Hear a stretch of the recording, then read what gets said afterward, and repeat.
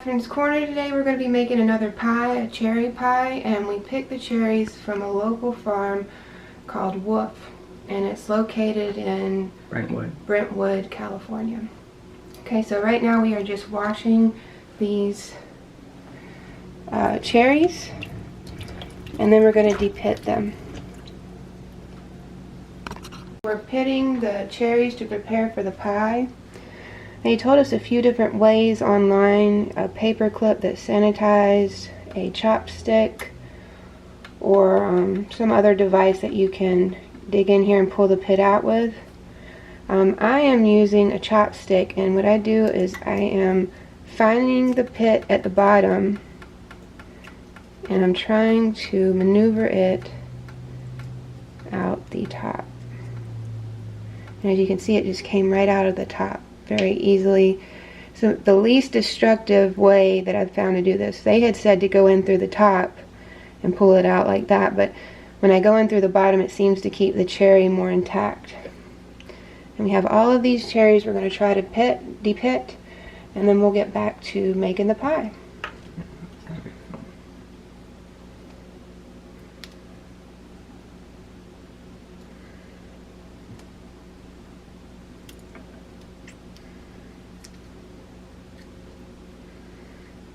There we go.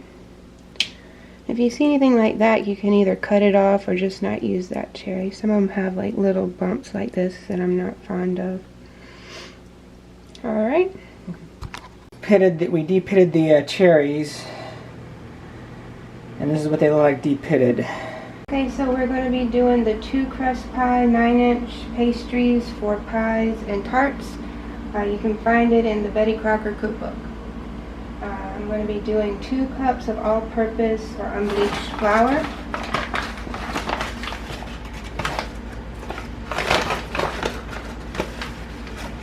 There's 1.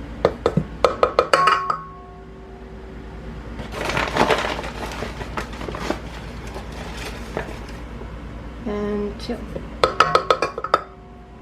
We're doing 1 teaspoon of salt. There we go. Plus 1 tablespoon. And then I'm going to do 1 cup of butter. 1/3 cup of butter and 1 tablespoon. It suggests for butter crust is for a richer crust to use with dessert pies. And it gives the instructions on page 123 of the Betty Crocker book on how to make the butter crust by replacing 1/3 cup and 1 tablespoon with butter instead of shortening. This is the remainder of the shortening after the 1 cup, and would you say it was? This is a 1 tablespoon. 1 tablespoon of shortening after the 1 cup. Okay, so I have a 1/3 cup plus a tablespoon of unsalted butter, and I have put it in the microwave for about 30 seconds, 15 seconds at a time. And I'm just stirring it a bit to make sure it dissolves.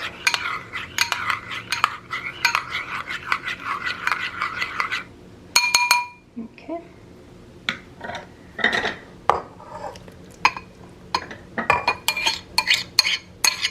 There we go. Right now I'm mixing the ingredients.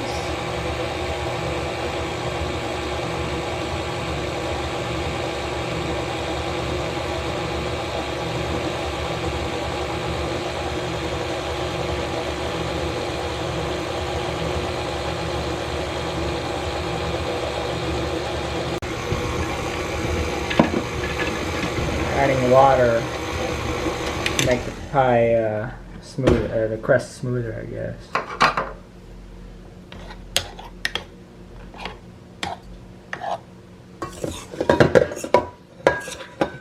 Right now she's, Catherine's using a spoon to, I guess, make it more durable. I'm just trying to mix around the water a little bit better. I'm going to add 4 tablespoons. Okay.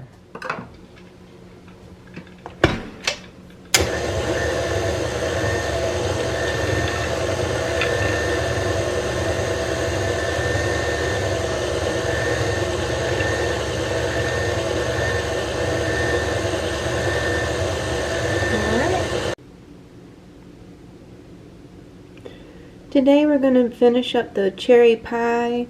I've let the pie crust rest in the refrigerator overnight. We're going to be doing 1 1/3 cups of sugar, 1/2 cup of all-purpose flour, 6 cups of sour cherries pitted, and 2 tablespoons of butter for the inside of the pie. Okay, I've got all the ingredients in the mixer and I'm going to let it mix for a few moments, maybe like a minute.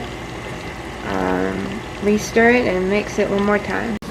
Okay, so these are the 2 pie shells. One of them's going to be on top and one's going to be on the bottom. I refrigerated them overnight. I have wax paper on the top and bottom, and then I had them in Ziploc bags. So I'm going to take them out and start making the bottom. I'm going to roll it out a little bit. I already pre-rolled it pretty much to, I think, around 10 or 11. And this is going to be a 9-inch pie. Okay, so what I did is I switched to a 10-inch pie pan. It's the Pioneer one from Walmart. It's very beautiful. It's red. It has little designs on it. I got the first pie shell rolled out and put it in the bottom. So now I'm going to put the ingredients in, and then I will put the top pie shell. Okay, I've got all the ingredients in the middle. Now I'm going to roll out the top for it. Okay, I just got the pie crust top on, and I used the wax paper and then put it on by turning the wax paper upside down, and it worked really well. So now I'm going to go up and clean up the edges, make it fluted like the instructions said, put a couple or a few slits here and there, and then I will show you the results. Okay, so I'm trying to mimic the slits in here, but I ended up just, it looks like they kind of had it in like a half circle with 3 per piece, and I just kind of put them around in a circle throughout.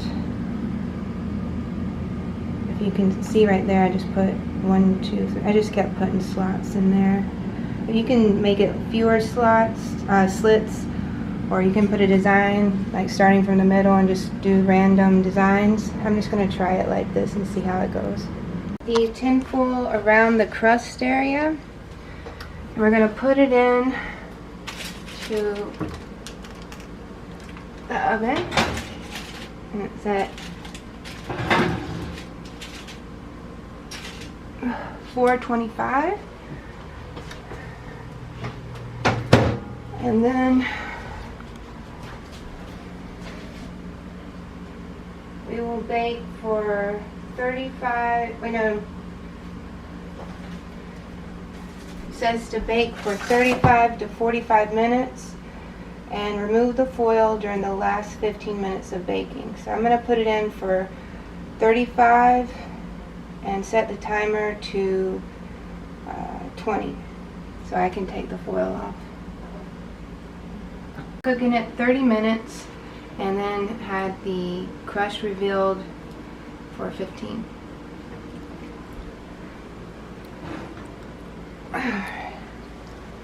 Looks really good. It said to cook until crust was brown and the ingredients were boiling through the slits.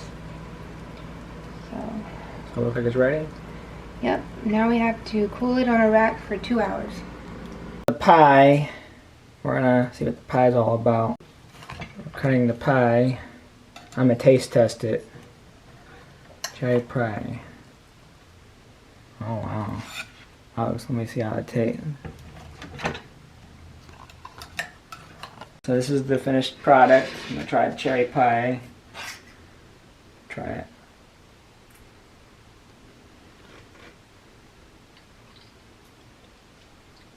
Wow, this reminds me of Baker Square. There was a restaurant, local restaurant here in Concord when I was a kid called Baker Square. They were pie places. This is exactly what I remember from Baker Square. Okay, so that's Catherine's Corner. I hope you enjoyed that pie recipe and have a great day. God bless.